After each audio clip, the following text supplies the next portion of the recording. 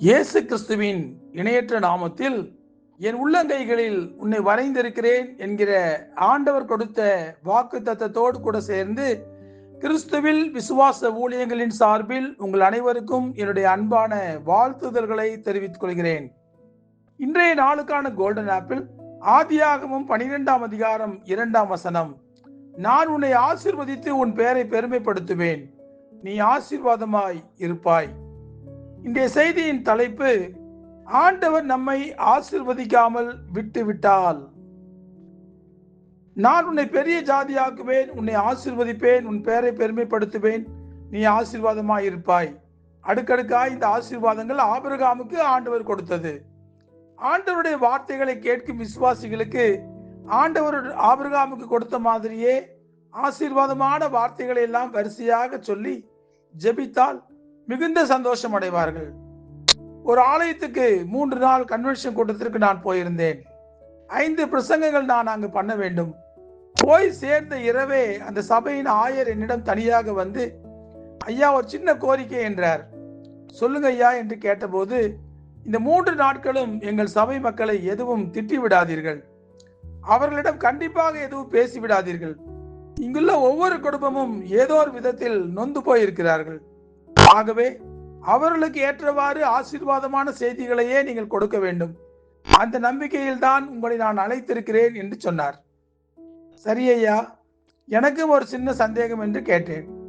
நான் ஆசீர்வாதமான செய்திகளை சொல்லிவிட்டு போன பிறகும் உங்கள் சபை மக்களுக்கு ஆசீர்வாதங்களை ஆண்டவர் கொடுக்காவிட்டால் ஏற்கனவே நொந்து போய் இருக்கிற மக்கள் இன்னும் வெந்து போய் விட மாட்டார்களா என்று கேட்டேன். பரவாயில்லை ஐயா, அதை நான் பார்த்துக் கொள்கிறேன் என்றார். ஏன் இந்த சம்பவத்தை நினைவு கூறுகிறேன் என்றால், உங்களோடு பகிர்ந்து கொள்கிறேன் என்றால், அதற்கு ஒரு முக்கிய காரணம் உள்ளது. நம் ஒவ்வொருவரையும் ஆண்டவர் அளவில்லாமல் ஆசீர்வதித்து நம் பெயரை பெருமைப்படுத்த வேண்டும் என்பதே எல்லோருக்கும் ஆசை. ஆசீர்வாதங்களை வேண்டாம் என்று யாராவது சொல்வார்களா? மற்றவர்கள் முன்பாக நாம் பெருமைப்படும்படி வாழ வேண்டும் என்பதுதானே நம் ஒவ்வொருவருடைய விருப்பமும் கூட. அதே சமயம் ஆண்டவர் நம்மை ஆசீர்வதிக்காவிட்டால், ஆண்டவர் நம் பெயரை பெருமைப்படுத்தாவிட்டால் நம்முடைய நிலைமை என்ன என்று நாம் யோசித்து பார்த்திருக்கிறோமா? எவ்வளவு ஜெபித்தாலும் ஆண்டவருடைய கரங்களில் இருந்து நமக்கு ஆசீர்வாதங்கள் கிடைக்கவே இல்லையே. அதற்கு காரணம் என்னவாக இருக்கும் என்று சிந்தித்து பார்த்திருக்கிறோமா? இதற்குரிய காரியங்களை வேதாகம அடிப்படையில் விளக்கினால் இது கடினமான உபதேசம் என்று பலர் கோபித்துக் கொள்கிறார்கள். அப்படி என்ன கடினமான உபதேசம் என்று கேட்கிறீர்களா? ஆண்டவர் ஆபிரகாமை மேற்கண்ட ஆசீர்வாதங்களை கொடுத்து ஆசீர்வதித்ததற்கு முக்கியமான ஒரு காரணம் உண்டு. அது என்ன தெரியுமா? ஆபிரகாமின் 100% கீழ்ப்படிதல் தான். நம் ஆண்டவருடைய வார்த்தைகளுக்கு 100க்கு 100% கீழ்ப்படிந்து தன் தேசத்தையும் தன் இனத்தையும் தன் தகப்பன் வீட்டையும் புறப்பட்டு கர்த்தர் காண்பிக்கும் தேசத்துக்கு ஆபிரகாம் போனார். நம்மிடம் ஆண்டவர் இப்படி சொன்னால் நம்மால் இப்படி கீழ்ப்படிய முடியுமா? நாம் கர்த்தருக்கு கீழ்ப்படிய வேண்டுமானால் உலக நட்புறவுகள், உலக பாசங்கள், உலக ஆசை இச்சைகள், உலக ஞானங்களை விட்டுவிட்டு முற்றிலும் கர்த்தரையே பின்பற்ற நாம் தீர்மானிக்க வேண்டும். ஏனென்றால் நம்முடைய ஆண்டவர் நம்மை பிரித்தெடுக்கப்பட்ட ஜாதியாக உருவாக்கி பிரித்தெடுக்கப்பட்ட ஒரு வாழ்க்கையை வாழ வேண்டும் என்று விரும்புகிறார். அவர்கள் ஒருபோதும் புறஜாதி மார்க்கத்தாரின் பழக்க வழக்கங்கள், பாரம்பரியங்களை விரும்புகிறவர்களாக இருக்கக்கூடாது என்பது ஆண்டவருடைய எண்ணம். அவைகள் ஆண்டவருக்கு அருவருப்பாய் தோன்றுகின்றன. ஆனால் நாமோ இன்று நல்ல நேரம் பார்க்கிறோம், கெட்ட நேரம் பார்க்கிறோம். நல்ல நேரங்களில் தான் திருமண காரியங்களை செய்கிறோம். நம்முடைய விசேஷித்த காரியங்களுக்கெல்லாம் நல்ல நேரங்களை தேடி புறஜாதி மக்களை போல நாம் செல்கிறோம். தேவனுக்கு பிரியமில்லாதவைகளை நாம் அகற்றிவிட்டு எப்பொழுதும் கர்த்தருடைய வார்த்தைக்கு கீழ்ப்படியவும் அவருடைய வார்த்தையின்படியே நடக்கவும் நாம் நம்மை அர்ப்பணிக்க வேண்டும் என்பதை உபதேசமாக சொன்னால் இன்றைக்கு யாரும் அதை விரும்புவதில்லை. அதை கடினமான பிரசங்கம் என்று சொல்லி பிரசங்கியார்களை குறை சொல்லுகிறார்கள்.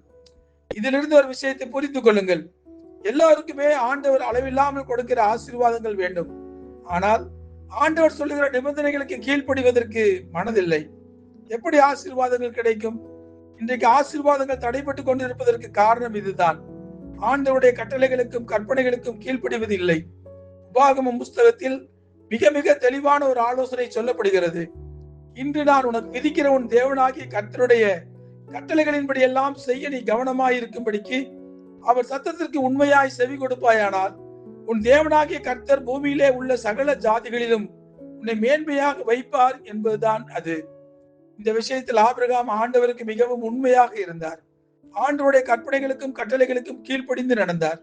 ஆபிரகாமுடைய இன்னொரு முக்கியமான கீழ்ப்படிதலை கவனியுங்கள். ஆபிரகாமின் சொந்த மகனை, நேசகுமாரனை பலி செலுத்த வேண்டும் என்று கர்த்தர் சொன்ன போது மறு வார்த்தை பேசாமல் அப்படியே ஆபிரகாம் கீழ்ப்படிந்தார். அதற்கு முக்கியமான ஒரு காரணம் என்னவென்றால், தன்னுடைய மகனை பலியாக கொடுத்தாலும் ஆண்டவர் திரும்ப தருவார் என்று ஆபிரகாம் விசுவாசித்தார். இந்த விசுவாசமும் கீழ்ப்படிதலும் தான் ஆண்டவர் ஆபிரகாமை ஆசீர்வதித்ததற்கு காரணம். ஆகவே நாமும் ஆசீர்வாதமான ஒரு வாழ்க்கை, மற்றவர்களை பார்த்து பெருமைப்படும்படியான ஒரு வாழ்க்கை வாழ வேண்டுமானால் ஆண்டவர் மீது நம்பிக்கை வைத்து அவருடைய வார்த்தைகளுக்கு 100% கீழ்ப்படிந்து நடப்போம். நிச்சயம் இந்த உலகத்தில் நாம் ஆசீர்வாதமாக இருப்போம். ஜெபிப்போமா? அன்புள்ள ஆண்டவரே, எங்கள் ஜாதியை பெரிய ஜாதியாக நீர் மாற்ற வேண்டும். எங்களை இந்த உலகத்திலே ஆசீர்வாதமாக வைக்க வேண்டும். ஆண்டவரே, எங்களுடைய பெயரை நீர் பெருமைப்படுத்த வேண்டும் என்றெல்லாம் நாங்கள் ஆசைப்படுகிறோம். ஆனால் ஆபிரகாமை போல 100% நாங்கள் உடைய வார்த்தைகளுக்கு கீழ்ப்படிவது இல்லை. புறஜாதி மார்க்கத்தாரை போல புறஜாதி மார்க்கத்தார் செய்கிற காரியங்கள் எல்லாம் நாங்களும் எங்களுடைய வாழ்க்கையிலே செய்கிறோம். நல்ல நேரம் கெட்ட நேரம் பார்க்கிறோம். ஆப்பா, பல விஷயங்களிலே ஆண்டவரே உடைய வார்த்தைகளுக்கு கீழ்ப்படிந்து நடக்காமல் புறஜாதி மக்கள் கடைபிடிக்கிற காரியங்களை நாங்களும் கடைபிடிக்கிறோம்.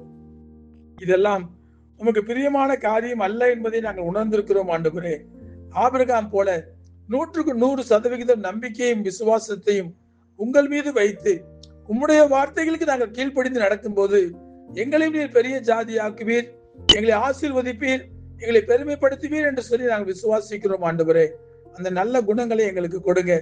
வார்த்தைகளுக்கு கீழ்ப்படுகிற குணங்களை எங்களுக்கு கொடுங்க. உங்க மீது விசுவாசம் இருக்கிற ஒரு விசுவாசிகளாய் நாங்கள் இருக்க எங்களுக்கு உதவி செய்யுங்க.